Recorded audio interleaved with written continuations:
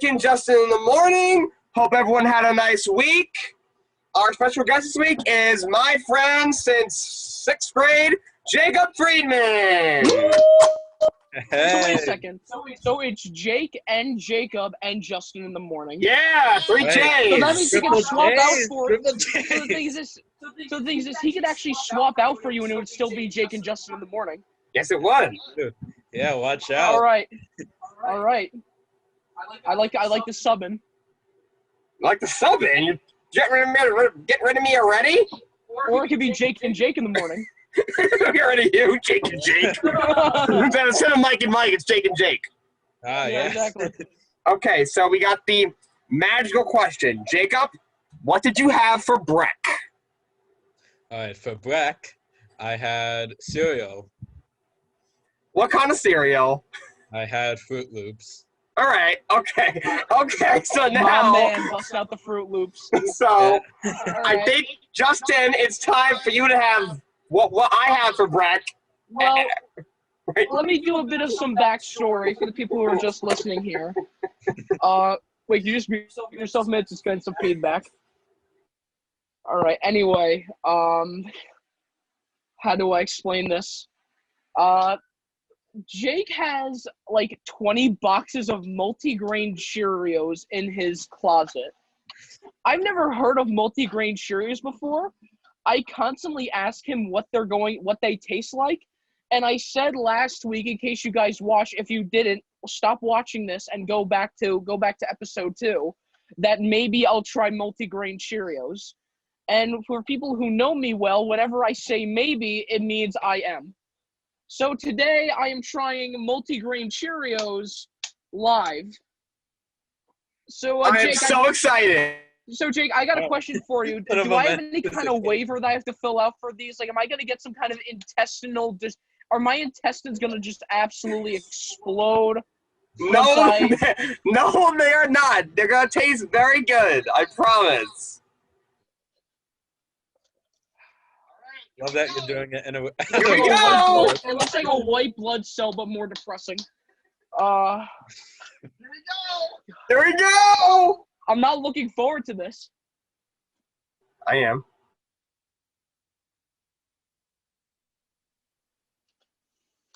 I gotta take one more. I gotta take one more just to make sure. Well, the problem is that you're eating it dry. There's no milk. That's Imagine right. eating cereal with milk. Yeah. Yeah, really. Shit, that's gonna start controversy now. Oh. I mean, I had some expectations. So here's my first thing. I thought it would taste like a cardboard box, but it tastes more like a Nilla folder. It tastes almost like an envelope. Like have you guys ever licked an envelope to seal it? That's almost like what it tastes like.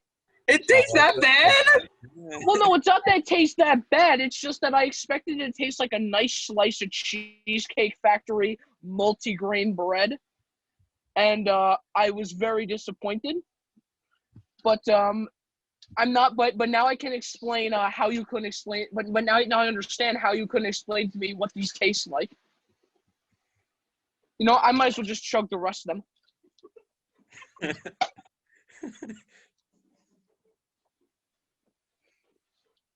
Oh, I did it. Somebody give me a Medal of Honor. I'm a trooper today. So Justin has tried multigrain Cheerios. He didn't like them that much. I think they're amazing.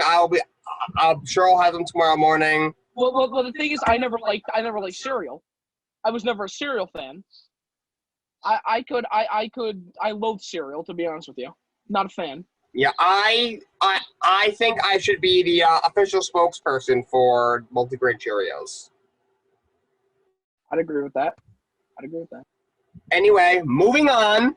Let's start with Dak Prescott, the Dallas Cowboys starting quarterback, agreed to a enormous deal, a 4-year contract worth $170 million, over $120 million guaranteed, making him the highest paid quarterback in the NFL next year.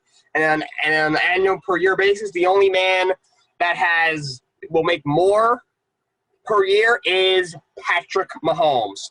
So, Jacob, what do you think? Did the Dallas Cowboys overpay for Dak? I mean, I almost think it's going to be expected at this point. Just constantly, as time goes on, there's constantly going to be the next highest paid quarterback. I think one time Stafford was up there, then it was Wilson, and that just kept going on from there. But while we're on the topic of new contracts and contract extensions, I want to take some time to talk about Brady's extension that he just signed with the Bucks. I think it's taking him to 2022. But the thing behind that is that it actually saves room against the cap. And I got to give Brady a lot of credit for this. I don't really like the guy, but I got to give him credit.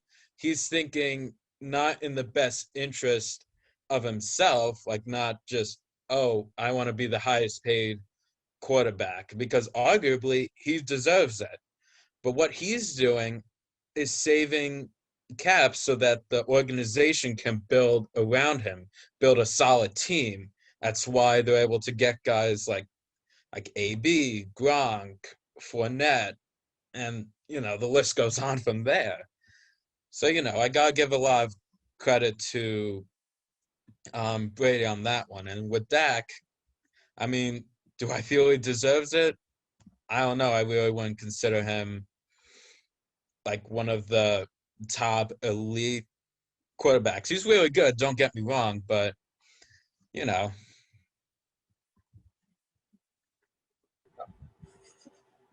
All right, Justin, you go ahead. I'm going to keep this real short. No, I don't think he deserves that amount of money. And for two reasons. Number one, I don't think he's worth enough, because 4 years, $170 million, that's about $40 million a year, which is a lot of money for his skill level, which, in my opinion, isn't that fantastic. And second of all, he's coming off a really, really bad injury. I mean, he's not going to come back the same as he did, because breaking your ankle is no small injury, especially in football. And it doesn't matter what role you play. So I think he deserved much less than he got. It's kind of tough, because do I think they overpaid? Yes.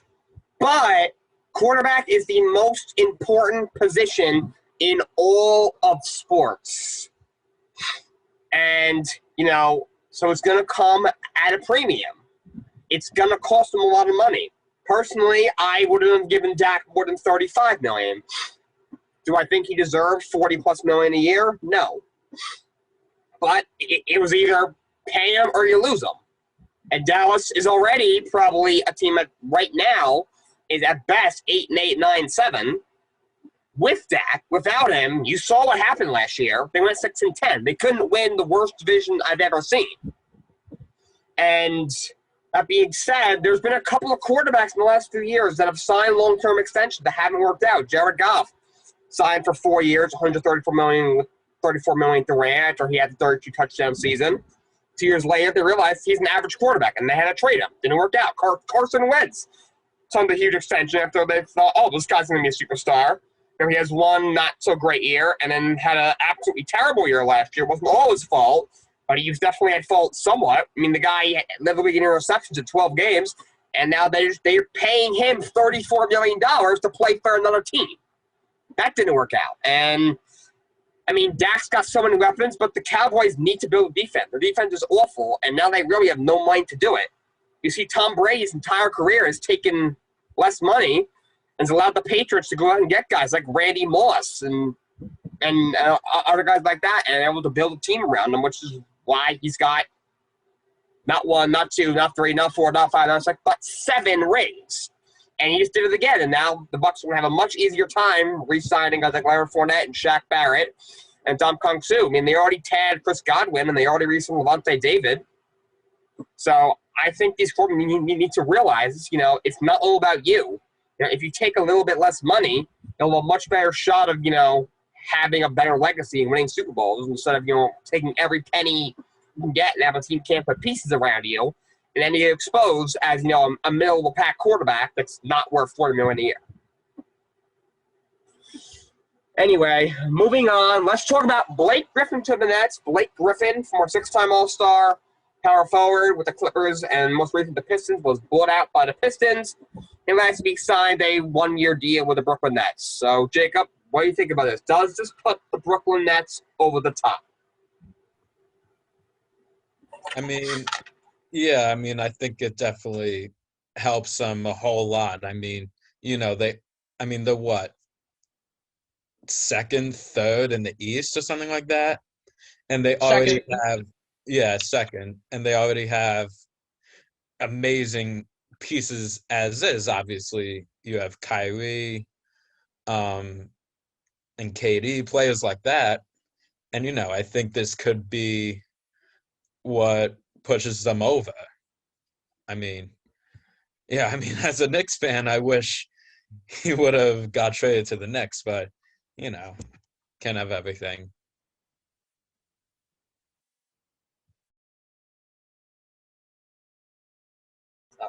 Justin, any thoughts? Yeah. First question, why?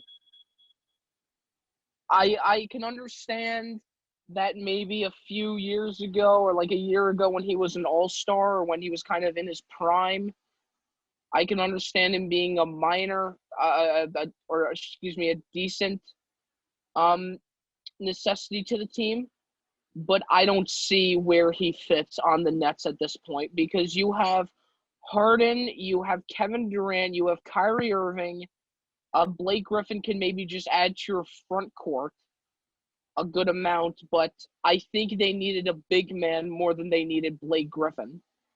And he obviously will bring something to the team, but I think it would have been better to get a big man to maybe fill DeAndre Jordan's shoes because DeAndre Jordan isn't as great as he used to be. Instead of bringing back Blake Griffin with DeAndre Jordan to do, let's do one last ride together like we did on the Clippers with Chris Paul, where we didn't win a championship. We'll do it now. But I think they'd still be in championship contention even without him.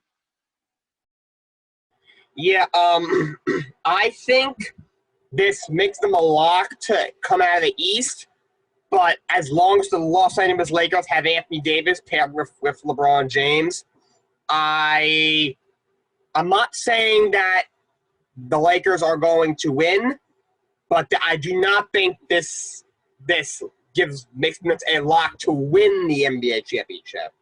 They have two of the greatest scorers the NBA has ever seen, Durant and Harden. Yeah, Kyrie was a top 10 player in the league. There's 3 top 10 players in the NBA. Joe Harris is one of the best shooters in the NBA.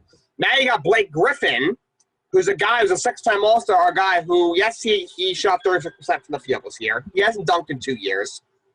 His athleticism is almost gone at this point in his career. But he can still be a very good player as a complementary scorer. In Detroit, he was expected to carry the load of a Detroit team, which, by the way, is very, very bad. Now he's asked to just be another guy and go out and play basketball. I think he'll be a very good piece, but Brooklyn needs they need a guy someone that can play some form of defense, and Blake cannot do that at this point in his career. So I think they still need to add another piece. I think this helps, but doesn't put him over the top. All right, let's talk about Sacred Heart Sports. Mount St. Mary has it. I got this. I'll take the helm.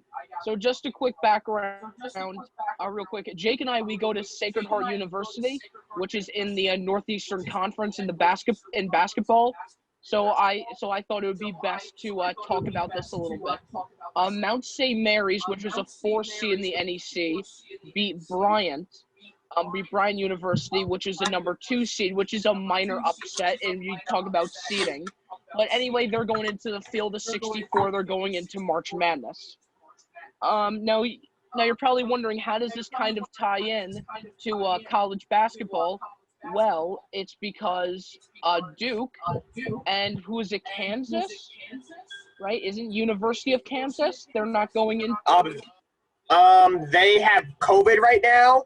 It's up in the air, but Virginia's the other team that's on the ropes right now Okay. too. So it looks like Duke though. Duke, who hasn't missed the field of 64 in about 25 years, I believe, is finally out of it. And honestly, all of the blue blood teams have not been playing that well this year at all. So what I want to wonder is this. Does this give a NEC team like Mount St. Mary's, which is now in the big dance, a little bit more of a shot because you don't have some of these big, formidable blue blood teams like Duke in the field of 64 with you? I mean, they're a fourth seed in the NEC tournament.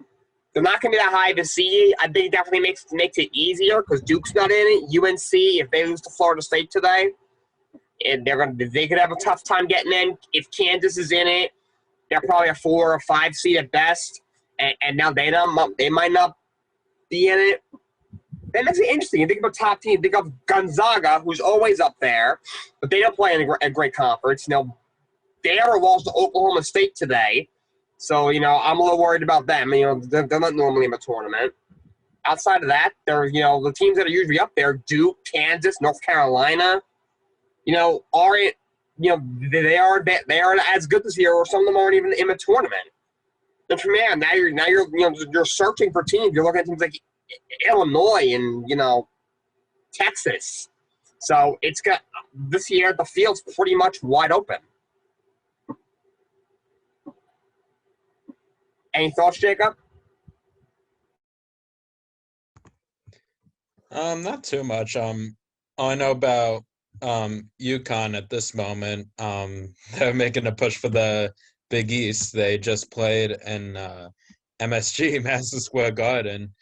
So I'm looking forward to UConn basketball, both men and women's. That's basically most of my knowledge as of right now as far as college sports go. Yes, a little background about Jacob. He goes to UConn. The men's team is actually very good this year. I think they're a sleeper in the tournament. And, of course, the women's team, if I'm not mistaken, they are number 1 in the country like they have been basically forever. As long as Gino Orbiema is the coach there, they will be a championship contender. All right, moving on. Reactions to the NBA All-Star Game, the skills challenge, the three-point contest, and the absolutely horrendous slam dunk contest. I'll start with Justin. The cup of multigrain Cheerios that you gave me tasted better than the quality of these games. I'm serious. This has got to be the worst All-Star night I've ever seen. I don't know where to begin, nor do I know where to end. At this point, I think I'm just stuck in a loophole. I guess we start off with the All-Star Game. Moving on. There's just nothing much to say about that. I know that they don't really try as hard because they want to avoid injury, but at this point they were trying exponentially less than they would have in previous years. It was absolutely terrible. I mean, when LeBron is missing wide open layups, we're calling that we're going to say that he's trying hard. Skills challenge. Honestly, I thought the skills challenge wasn't that terrible. I really thought once again, I really thought that they chose terrible for the picks there. Why was Robert Covington in there? I don't know why Robert Covington was in there. I mean, good job for Domantas Sabonis for winning the whole thing, by the way, but I just didn't really seem like he had that much of a competition. Like Luka, I don't even know what he was doing in that game. I have no idea what he was doing. In the passing thing, he missed like 5 of them in a row, and he expected to win the whole thing. That's all I have to say for that. We're gonna move on to the slam dunk contest. The slam dunk contest was just I actually thought that was the best event, but it was still trash. I don't know why Cassius Stanley was in there when Zion Williamson should have been in there, in my opinion. I thought they should have had Zion, but he had no shot. Anthony Simons, I have no idea how he won compared to Obi Toppin. I think Obi Toppin got robbed, but he needed to sequence his dunks better. Here's how it should have went. His final dunk should have been his first dunk. His first dunk should have been his second dunk, to where he like bounced it over his legs and did like a behind the back dunk. That was awesome. And then when he did a windmill jumping over Julius Randle and his father, that should have been the last dunk. I think he would have won the slam dunk contest by doing that. But, you know, the slam dunk contest usually is always an enjoyable moment, so I liked seeing that. Finally, the three-point contest. I really wish I had a mic so I could get, like, the bass. So I could just, like, go up to the mic and just scream. One word, pain. That's all I have to say. Steph Curry, let me tell you something. When you only win by 1 point to the sub for the sub in Mike Conley, you shouldn't be showing off. Seriously, they all did poor. Once again, why did they decide to have Jaylen Brown in it over Damian Lillard? I just don't understand it. There was just a lot of stuff, and I'm gonna take from Joel Embiid's tweet. He called it a Mickey Mouse All-Star game, and I'm not a fan of him, but I do agree with that. So, Jacob, as a Knicks fan, what did you think of the dunk contest? I mean, yeah, Obi Toppin, he definitely got robbed, and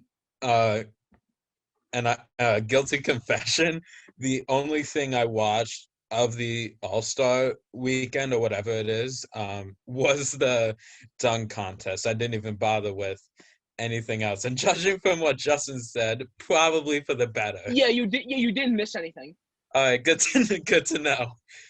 But yeah, I mean, the dunk contest, I mean, yeah, it was decent, not too terrible, but yeah, just sort of okay, middle of the pack. Not much to say about that, except that Obi Toppin got robbed. He should have won. His dunks in general, I think they were better all across the board than the other two guys. I mean, that's all I gotta say for that. But yeah, other than that, not much. I agree. I thought the All-Star game wasn't great. I hate that stupid format. Like, the Elam ending. Yes, it can be really exciting, but that's just not basketball. As long as you encourage them to play a little defense, I think that's enough. Honestly, it's more exciting that way. Seeing guys pulling up from half court and drain them, all these crazy these crazy passes they're doing. Honestly, it's more fun that way. Three-point contest I thought was good. Stephen Curry, by the way, he is the greatest shooter of all time. It's not a question. The skills challenge, they need to change it, in my opinion. This is what they do. They dribble through three little things. NBA player, they should be able to do that. They make a chest pass. They dribble to a basket, make a layup, and then they go make a three. NBA players should not have a problem doing it. They need to change it up somehow. They need to maybe do a half-court shot or something. There are some players that definitely will have trouble with that. Draymond Green. That's why he's on the skills challenge. I pulled to Justin. I'm sure DeAndre Jordan with the three-part. Yeah, Draymond Green's that's why he's not in it. And also the slam dunk contest, they need to go back to the old format. They need to get some people that actually know how to dunk. And Anthony Simons, he almost kissed the rim. And if he had kissed the rim, he would have won. But he didn't. He flubbed it. Obi Toppin's dunk wasn't great, but I was better than Anthony Simons. Obi got robbed. Obi used his motivation to become the next great Knick. Yeah, honestly, I disagree with he almost kissed the rim, because But because when I was seeing it, looked almost like he got hit in the face. Like I don't really think that's getting kissed. I don't really think that's kissing the rim. I thought that was more of I got punched in the kisser. Okay, moving on. The Midseason NBA Award. We're going to do Rookie of the Year, Coach of the Year, and MVP. So, Jacob, I'll start with you. Who is your NBA Rookie of the Year, Coach of the Year, and MVP through the first half of the season?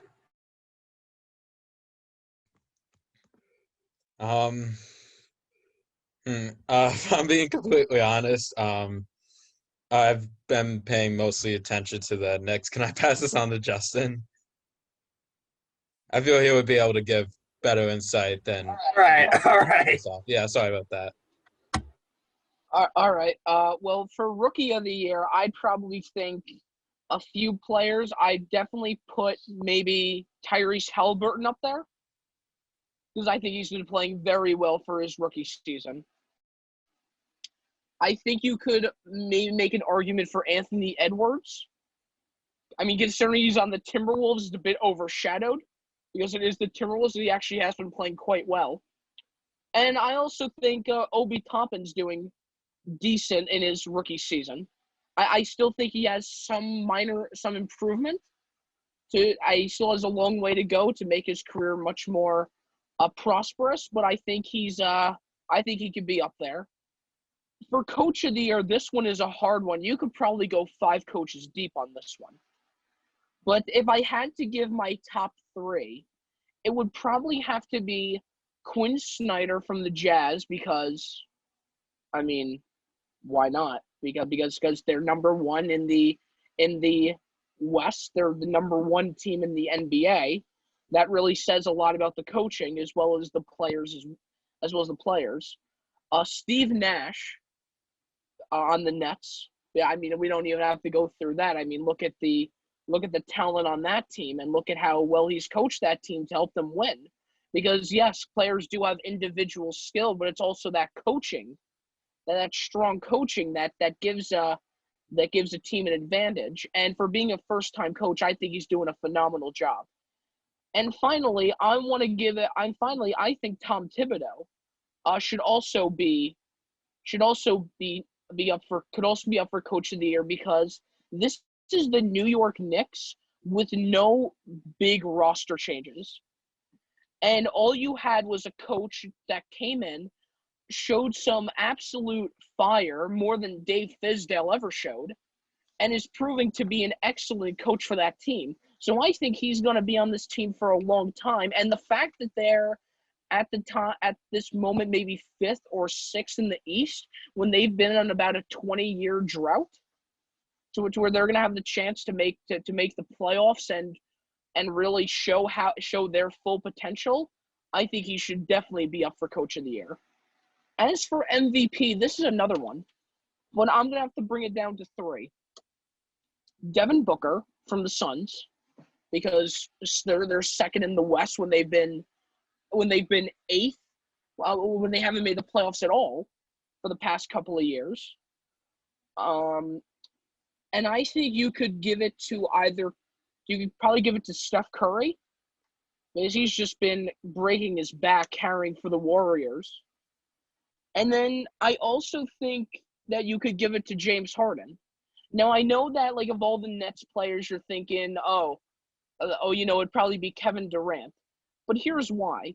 Kevin Durant has been out for maybe 10 games plus at this point, and Harden's just really been showing his skill. I think he's a better player than Kyrie, and I think he's kind of improved from the beginning of the season in Houston to where he wasn't playing as well, and he's just wiping the floor with teams right now.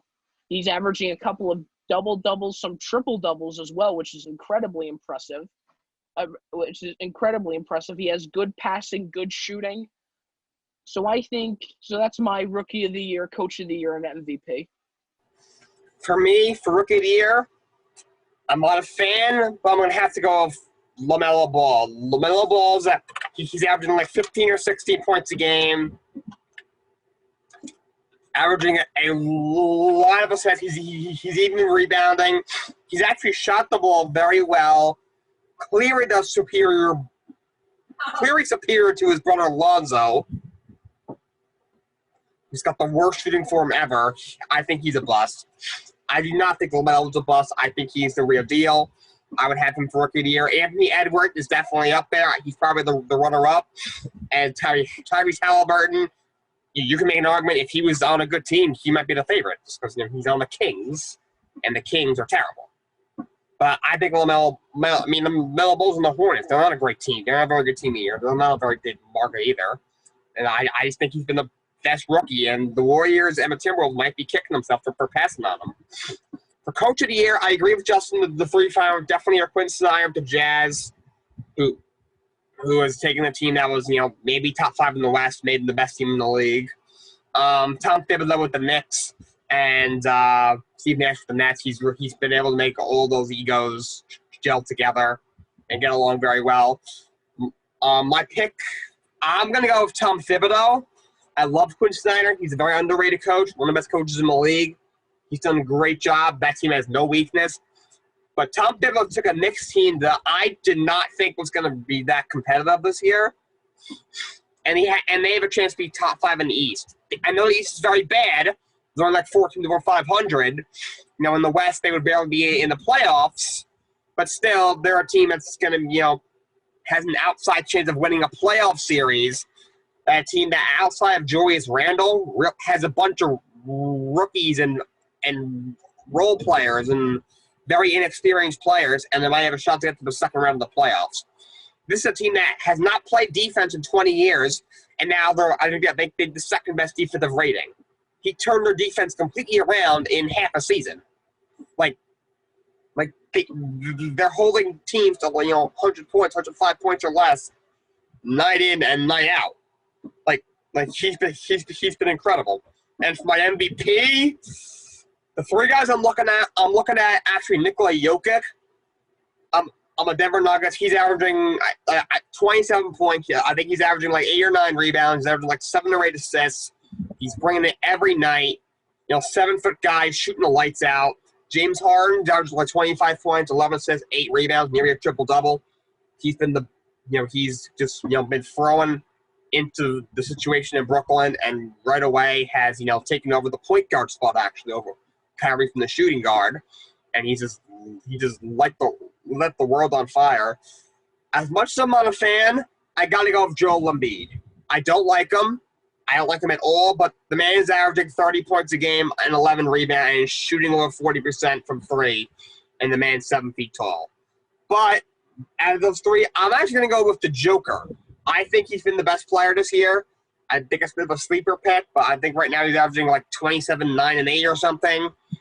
Without him, I don't know where Denver would be. Outside of him and Jamal Murray, they don't have that much. I think he's been amazing. James Harden is right on his tail, and he may be the MVP when the season finishes, but right now, I'm going with the Joker. You know what? If we're on talk of big men, there's actually one more, Jake, I think you might have forgotten. I know you like him very much. For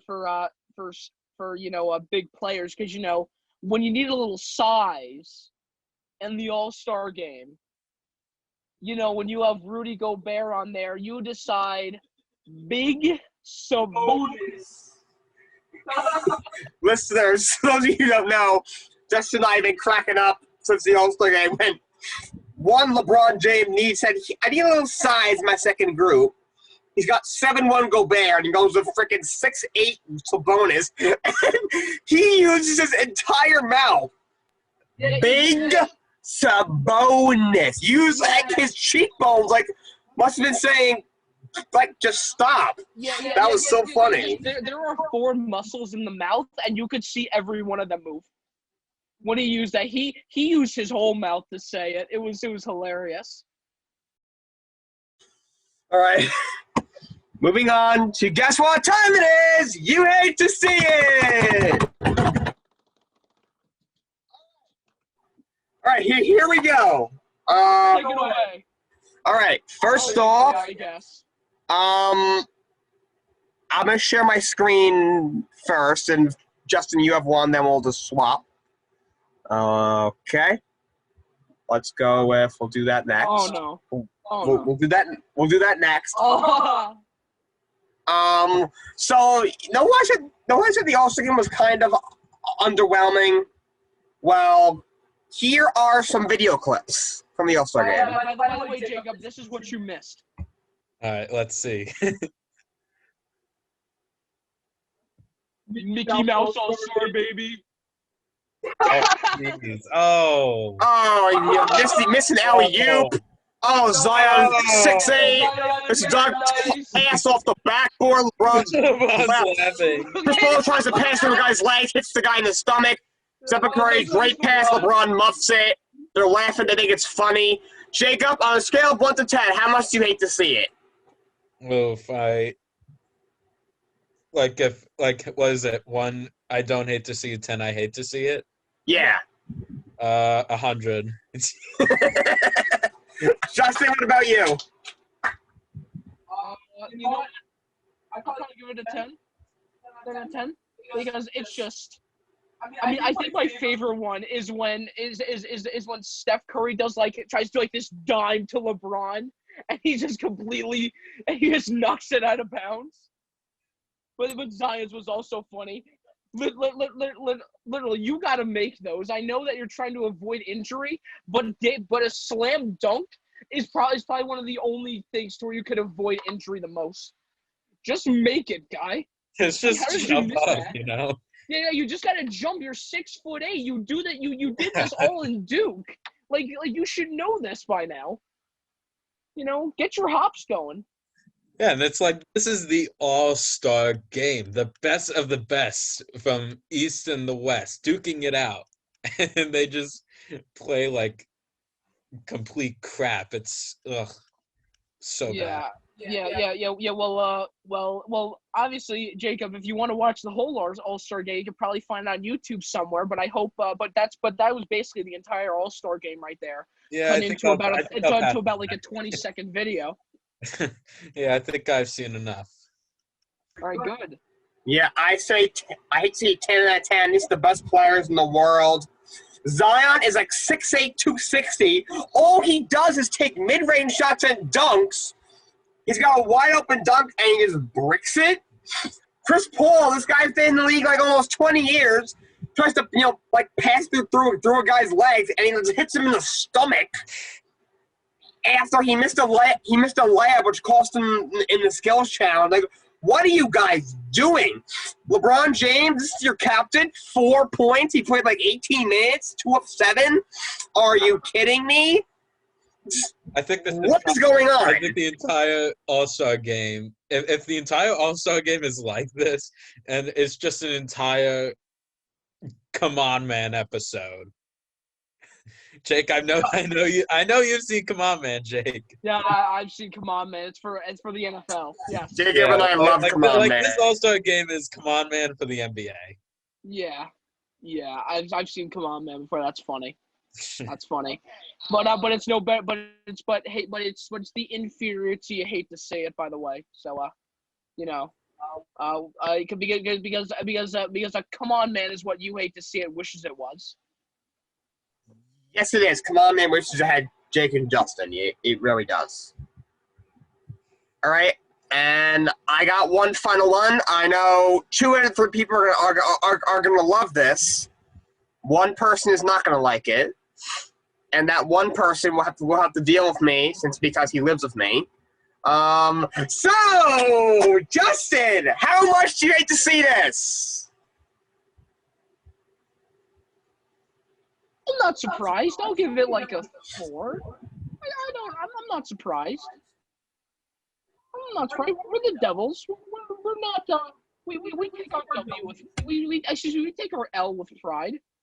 But good for the Islanders. Good job for being the number 1 in the East, to where it's just absolute trash anyway.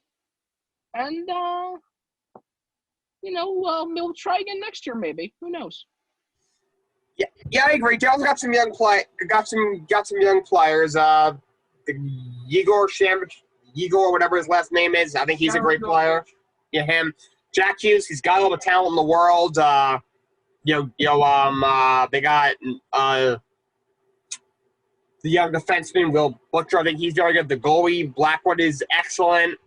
Yes, for Brassford. They got some good players. Jacob, how much do you hate to see it? Scale of 1 to 10. I mean, yeah, I'd give it like a 3 or 4 or 5. Obviously, I hate to see the Islanders winning and stuff like that. I think if it was the Rangers on the receiving end instead of the Devils, it would have been like 8 or 9. But yeah, it's whatever at this point. I give it a 5. I hate to see the Islanders in first place, winning 7 in a row and winning hockey games, but now I can break Justin's balls about something. You break my balls about a lot of things. I do. That's what I do. I break your balls for the multi-grain Cheerios. You break my balls for being a resident of New Jersey. I can tell we were reading minds here because this was going to be mine. So, as you guys can see, the Devils beat the Bruins, which is a surprise. Good job, Devils, for winning a game.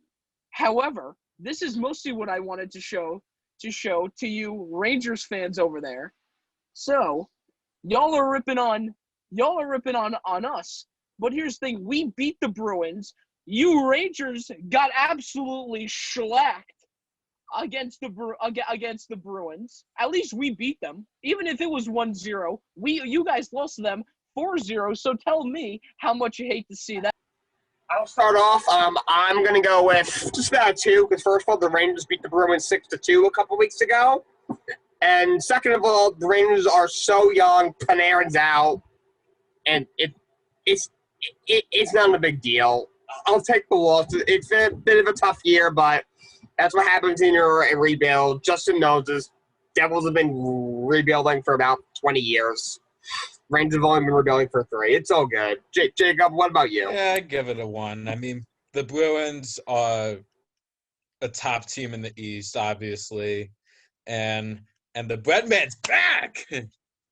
He's back, so I mean, I've seen enough losing as is, and obviously, if you want to consider this logic, Devils beat the Bruins and the Bruins beat the Rangers, that means Devils are better than the Bruins. You can use that logic when the Jets beat whoever it was, the Rams, and therefore based off a string of the Rams beating whatever team, boom, Jets are better than the Chiefs. It's So yeah, not too upset at that. I've seen worse. Yeah, okay. Justin, you can stop sharing your screen now because I think that's all we got for you. Well, no, I have more clips. Oh, really? Next clip. Let's see. Next clip. Okay, so I'm doing this before Shaqtin' a Fool gets to it because they're not gonna because you know what? Here's the thing: if they use this on Shaqtin' a Fool, I could potentially sue him for copyright. So I'll be making bank. I'll be up there with Jeff Bezos. All right, let's watch it. You can put some really funny music here, but just watch the sequence of this event. So, yep, okay, so nice steal, dives for it, dives again, misses, gets it again, drops it again, falls, LaMelo Ball tries to get it, Hornets grab it, goes for the layup, yeah, not so much. LaMelo Ball gets there. Okay, I don't even know what happened there. Here we go again. We're going to try for a 3. Ooh, too bad, so sad. Then we're going to – LaMelo Ball comes back with it. Gives it over. Gets the Gordon Hayward gets the foul. So, that was a nice Circus Olay sequence right there, but how much do you hate to say it?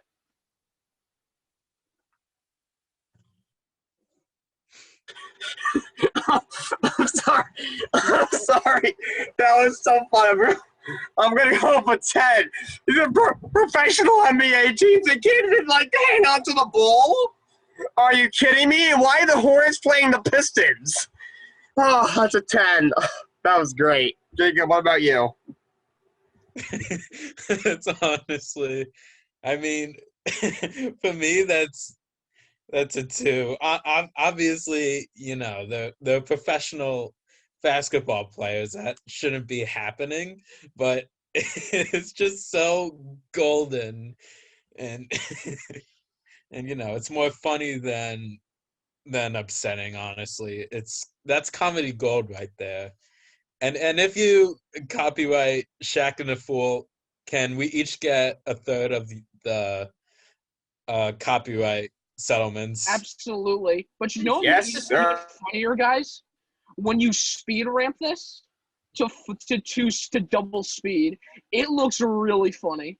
So watch, so we get rolling. Like, it just looks it looks even funnier than if you didn't do it. It's like one of those it's like one of those like 1920s movies that are just sped up and yeah. and they're without sound.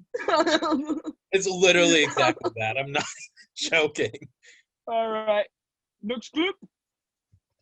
All right. So let's just watch this out. Just play this out real quick. This is gonna be the last clip. So here we go.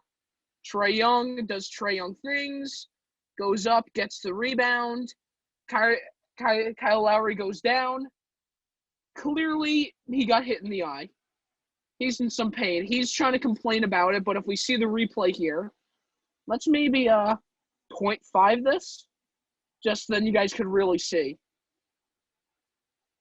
Oh, yeah. He definitely took a finger to the eye. Oof. So, so I certainly know how he feels after Draymond Green did this to him. So, how much do you hate to see it?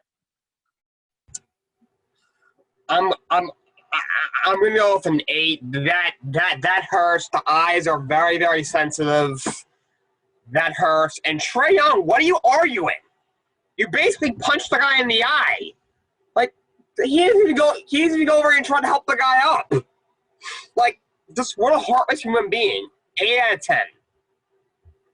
Yeah, for me that's a 9. I mean, obviously that's dirty. It's not good to be poked in the eye. Even if it was an accident, I mean, at least help him up. And he's like complaining, like, huh? What? He's doing the Draymond defense. Yeah. I punched somebody in the face. Yeah, we're gonna have to review that. Steve, review it. Yeah, like I'm not sure about that. You got to. Exactly. Clearly, I didn't. Yeah. Let's challenge that one. Let's waste the time out on that. Here we go. All right. Well, now let's move on to our final segment, which is Jake and Justin's Athlete of the Week. So Jake, I told you today before the podcast that it was going to be Toppin. Turns out, Jake, that was actually a decoy, I should say. Really? You tricked me? Yeah, I did. Oh my God! Who is it? Because here's why. On Monday, it is a certain person's birthday, and that certain person is on the Sacred Heart Club golf team, making them an athlete. So therefore, Jake, you are the athlete of the week because it is your birthday, because it's your birthday coming up on Monday. So, because we won't be able to say it on the podcast because we don't do it on Monday. So, happy birthday. Happy early birthday, Jake. Wow! Happy birthday, Jake! Wow. I agree with that call, Justin. Wow! Very nice.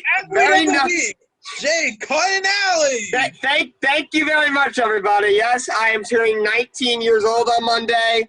My parents can't believe it. I can't believe it. Thank you very much. I'm honored to be the athlete of the week on my own show. I don't know what else to say. Thank you very much. You're the first ever athlete to give an acceptance speech on Jake and Justin's Athlete of the Week. So, how does it feel? James Harden hasn't said anything. Neither has Tiger Woods, which is our Athlete of the Week, week 1. So how does it feel?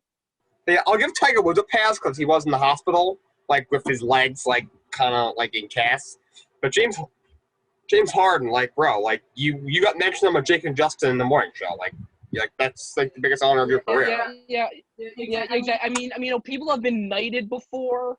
People have been put into the Hall of Fame. I think his biggest honor ever was to be mentioned on Jake and Justin in the morning.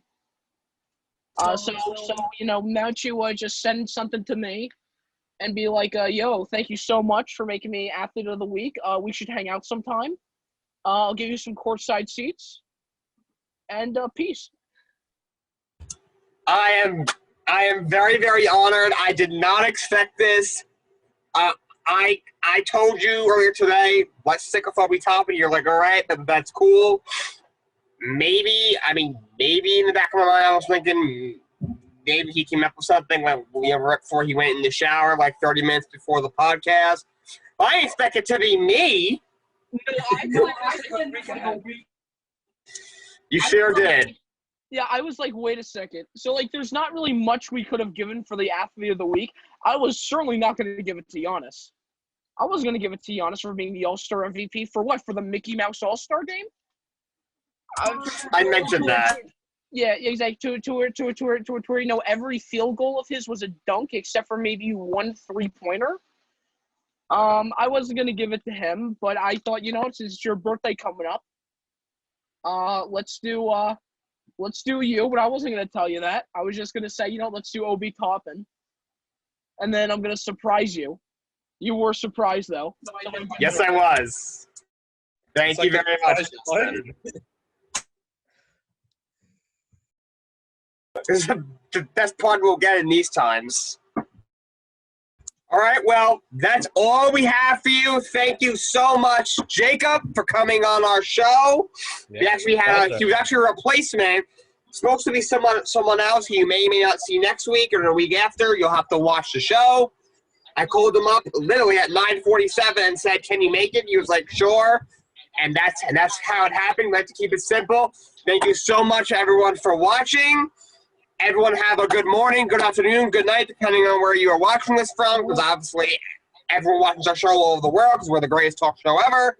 Everyone, have a great day. Be sure to follow The Real Jake and Justin on Instagram, and have a great rest of your Saturday, guys. So long.